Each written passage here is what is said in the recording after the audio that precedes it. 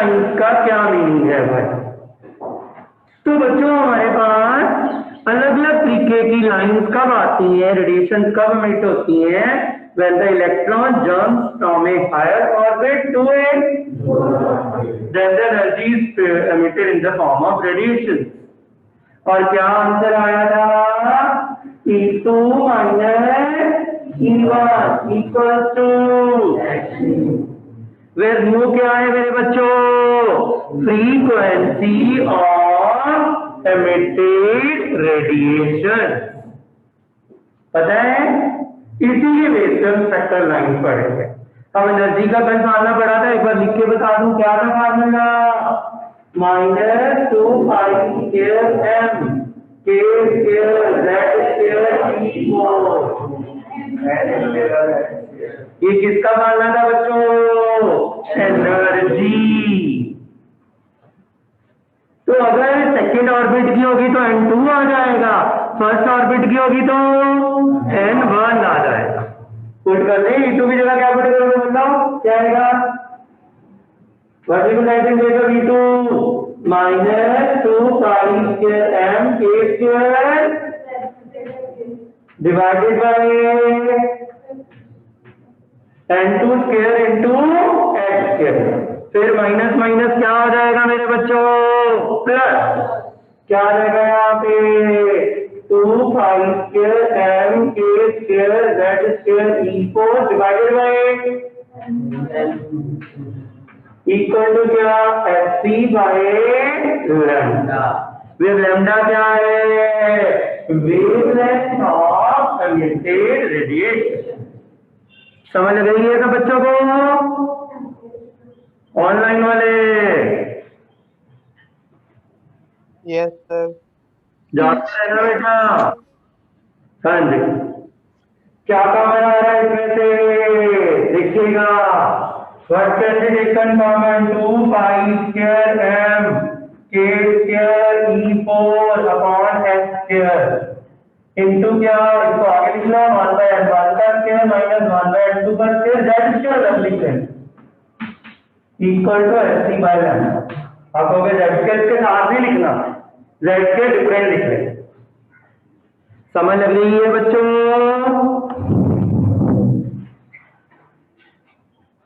Any doubts?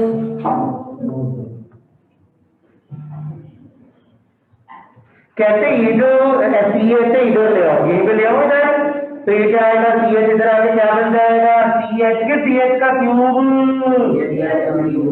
इसको लिख लो 1 by lambda. इस क्वांटिटी को एक कांस्टेंट बोला गया है, इसको बोलते हैं कौन सा कांस्टेंट मेरे बच्चों? Rydberg constant. कौन सा कांस्टेंट? Rydberg constant. इसको R से डिनोट करते हैं।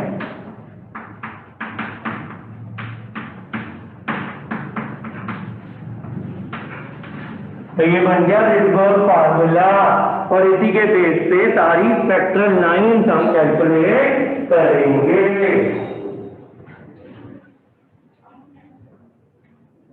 कोई दिक्कत परेशानी किसी को?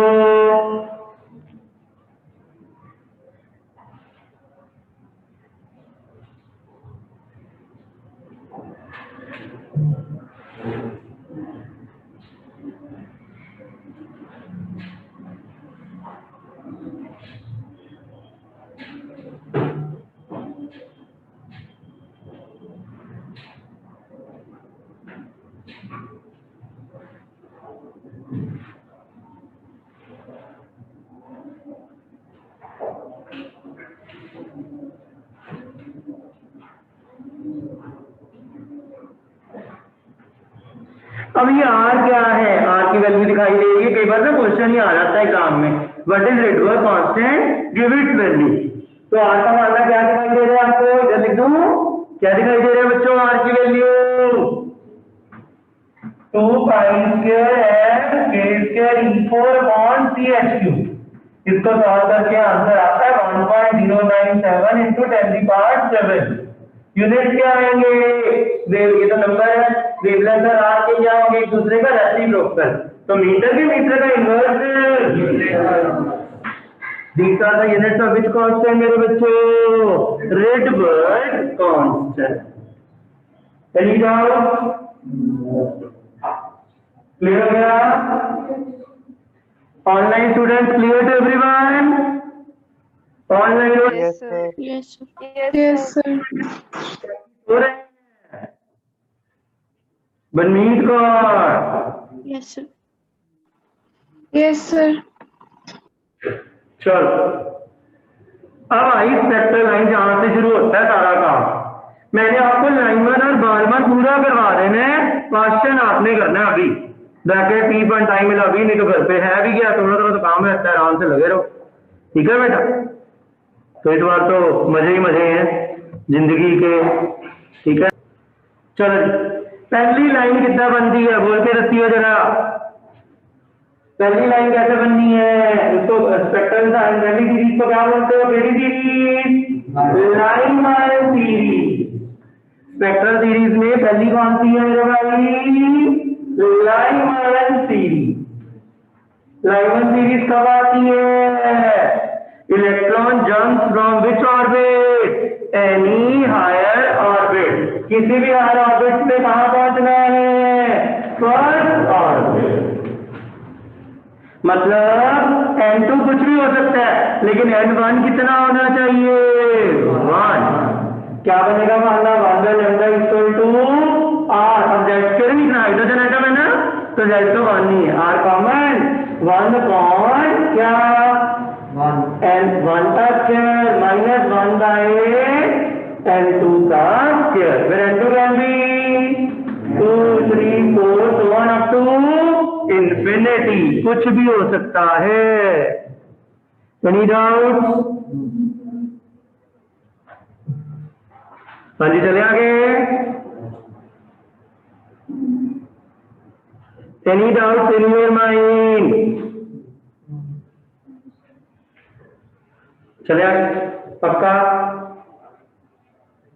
फिर बारी आई, ये तो फिजिक्स केमिस्ट्री में भी आपने पढ़ा होगा, फिजिक्स में क्या डिफरेंस? फिजिक्स में हमने क्या करना है? लॉन्गेस्ट वेवलेंथ निकालनी है सीरीज की, शॉर्टेस्ट निकालनी है, और किस रीजन में लाई करती है वो निकालनी है। तो सबसे पहले लॉन्गेस्ट का तरीका बताओ। क्या निकालने का तरीका बताऊंगा? लॉन्गेस्ट। फिर किसका तरीका बताऊंगा? शॉर्टेस्ट। और फिर क्या बताऊंगा? वेवलेंथ किस रीजन में लाई करती है। लॉन्गेस्ट निकालने का तरीका बड़ा टफ है। कहते हैं ट्रांजिशन मिनिमम होगी तो वेवलेंथ मैक्सिमम आएगी। ट्रांजिशन की कर दो मिनिमम का मतलब इंफिनिटी टू 1 की 2 to 1, तो क्या आएगा? 1 by lambda equal to r into 1 by 1 का स्क्वायर माइनस 1 का है, क्या आ जाएगा? 1 by lambda r into 1 minus 1 by 4 कितना? लैम्डा क्या आ जाएगा? 4.3r। This is which wavelength? Longest wavelength.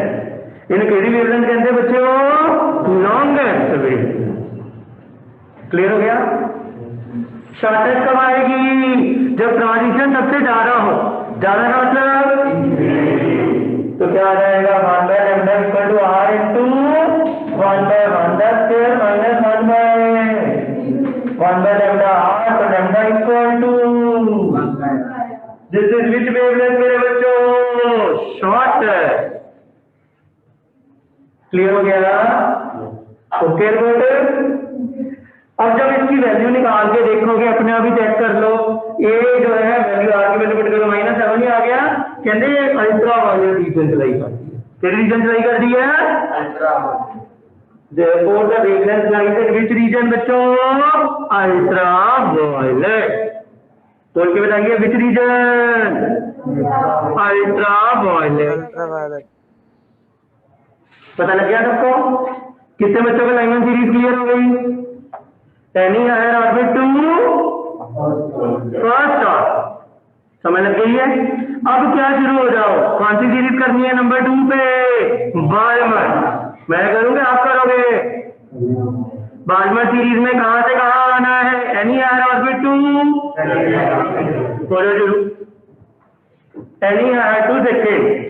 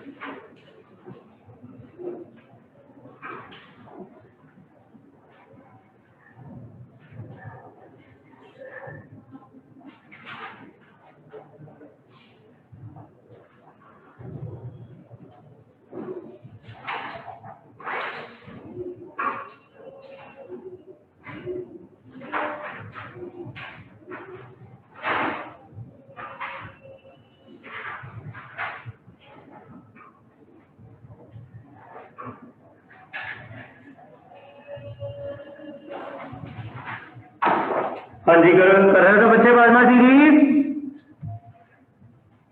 6/5R. यहाँ पे क्या आ जाएगा 1/4 माइनस 1/9। गुड, कितना आंसर आएगा 36 डिवाइडेड बाय 5R। सही है तो बच्चों का शॉर्टेज कितनी आई 4/8। और ये वेवलेंथ किस रीजन में लाई कर रही है बच्चों visible region. Which region clear अपने everybody has done next third करिए Paschen series do yourself electron jumps from any higher orbit ultraviolet कौन सी बार्मर कर रहे हैं ना नो इट लाइक पास्टल कर रहे हैं हाँ it will lie in which region infrared पहली अल्ट्रावायलेट दूसरी अगली तीनों ही ये लर्न कर दीजिए अगली तीनों लाइन से इंफ्रारेड रीजन में लाई कर एनी डाउट पास्टल और ब्रैकेट इज योर होमवर्क लिख लीजिए explain the spectral line of which to series Partial and bracket and P fund, sorry, bracket series and P fund C हो जाएगा। अभी टाइम मिलता है तो अभी कर लेते हैं, थोड़ा ही काम है वैसे तो कुछ ज्यादा काम है नहीं, खत्म ही नहीं तक। हाँ जी बच्चों चले आगे। अब बनाना है एनर्जी लेवल डायग्राम। कौन सा डायग्राम मेरे बच्चों हाइड्रोजन एटम का, बड़ा ही टॉपका। ये सारी सीरीज उसमें कवर हो जाएंगी, सारा चैप्टर रिवाइज हो जाएगा। तो कल एनर्जी निकाल के दिखाई थी आपने मेरे को, आज वो मेरे को रिवाइज करवा। एनर्जी निकाली थी ना कल में N1 की, N2 की, N3 की। तो कौन बता सकता है सारे एनर्जी वैल्यू? वो बेटा तनीषा अरोड़ा। N1 पे कितनी एनर्जी आई थी बच्चे? -13.6. N2 पे, N3 पे -1.5, N4 पे -0.85, N5 पे -0.54 और N6 पे 0.34 आती है। चेक कर लो, निकाल लो। और N = इन्फिनिटी पे एनर्जी कितनी आती है? 0। इसी को कैसे रिप्रेजेंट करना है? डायग्राम की मदद से। कैसे रिप्रेजेंट करना है मेरे बच्चों? डायग्राम बना के।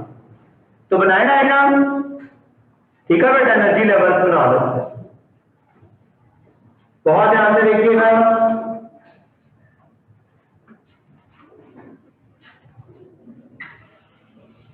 ये लिया N1।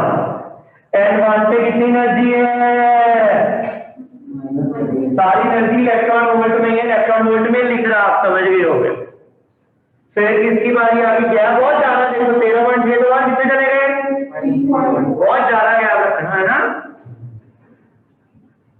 ये किस पे आ गई? उसके बाद 1.5 आ गई। कहां पे आई है? N3। फिर N क्या? 4। समझ लग रही है? फिर N5।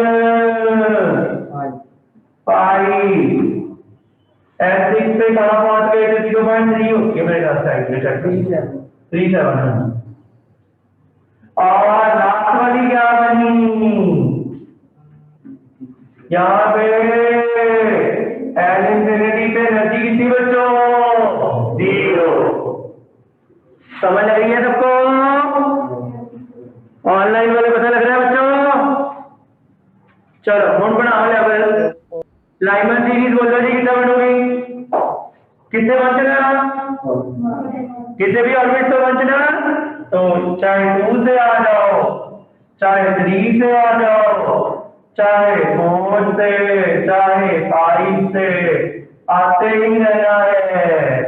और कौन सी सीरीज आएगी? लाइव कौन सी रीजन में लाइव करेगी? Ultra violet. चलिए आगे, अगली कड़ी सीरीज बनानी बालमर कितना बनावांगे? किसी भी हायर ऑर्बिट से कहां पहुंचना है? कौन से ऑर्बिट में? Second orbit. इसका नाम, ये कौन सी रीजन में? बनाओ जी अगली, बाकी कंप्लीट करो। पास्चन, ब्रैकेट और रीफंड, इस टॉपिक की हेडिंग क्या है? कौन सा डायग्राम है ये? Energy level diagram of which atom मेरे बच्चों? ये हाइड्रोजन एटम के लिए बनाया जा रहा है।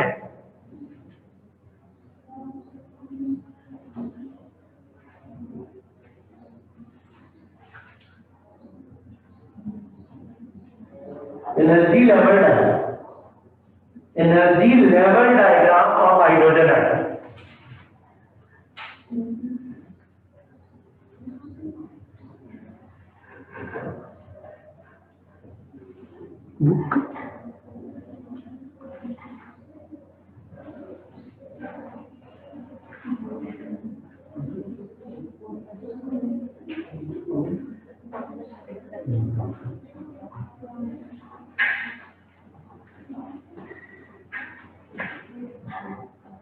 हाँ जी, एवरीबॉडी इज डन बच्चों? Yes, sir. बताइए बोल के शाबाश। पाचन सीरीज किधर बनी है?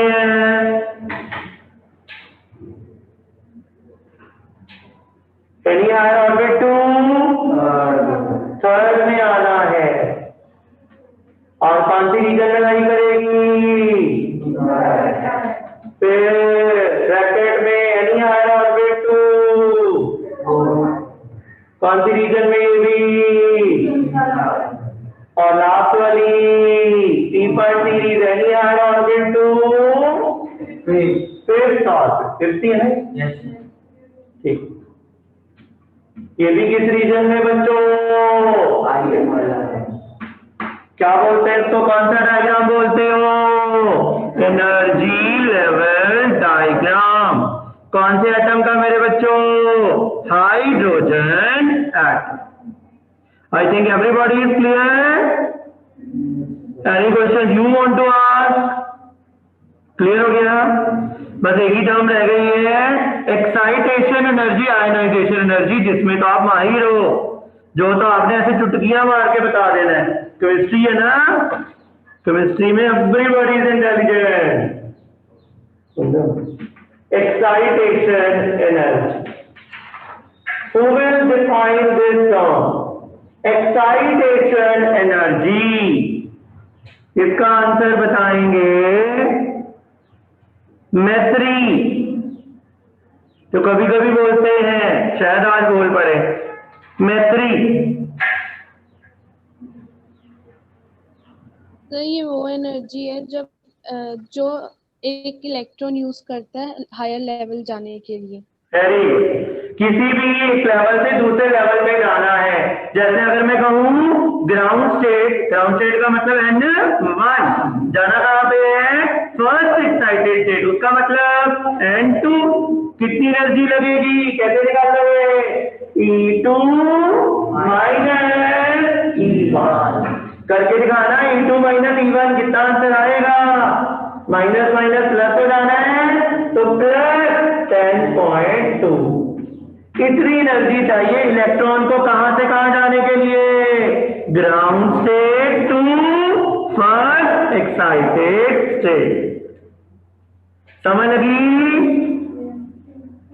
तो ये तो एक्साइटेशन एनर्जी है। फिजिक्स कुछ और भी बता देती है साथ में, वो कहती है एक्साइटेशन पोटेंशियल क्या होता है। एक्साइटेशन पोटेंशियल क्या होगा?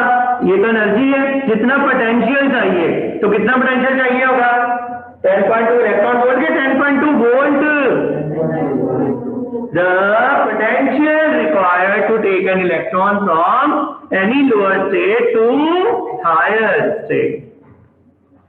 तो पता लगे एक्साइटेशन पोटेंशियल का मतलब मेरे बच्चों, एनी डाउट? क्लियर हो गया होगा? आई think everybody is clear.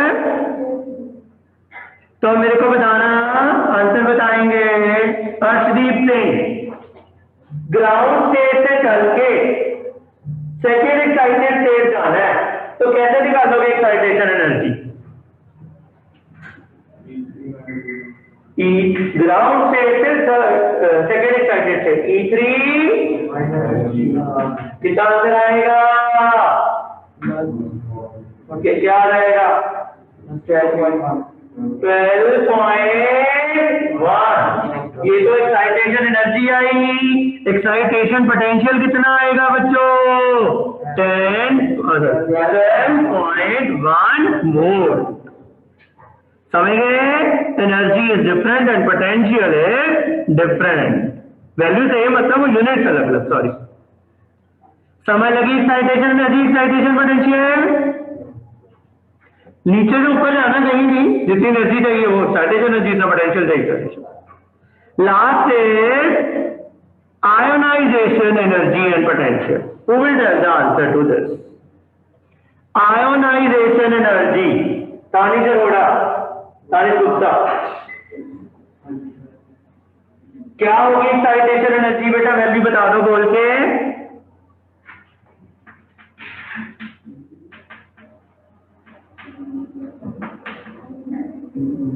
Ionisation which energy मेरे बच्चों?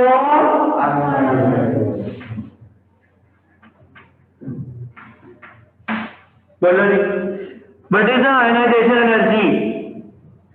कहां से कहां जाना है?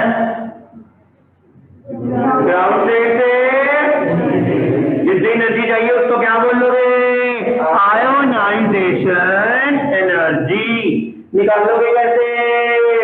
E2 माइनस E1 के E infinity minus E1। Infinity की 0 है, माइनस 0.6 कितना आंसर आ जाएगा? ये सारी वैल्यूज किसके लिए है? Hydrogen atom. और पोटेंशियल कितना आएगा मेरे बच्चों? 13.6 वोल्ट।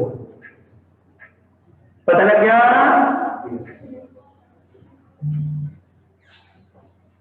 अब एक क्वेश्चन लास्ट आज का आपसे पूछना है कि भाई बोहर थ्योरी में भी कुछ कमियां आ गई।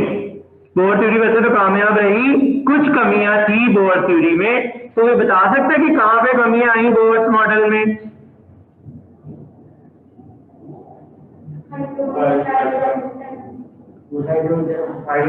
Yes, it is valid only for hydrogen and hydrogen-like atoms.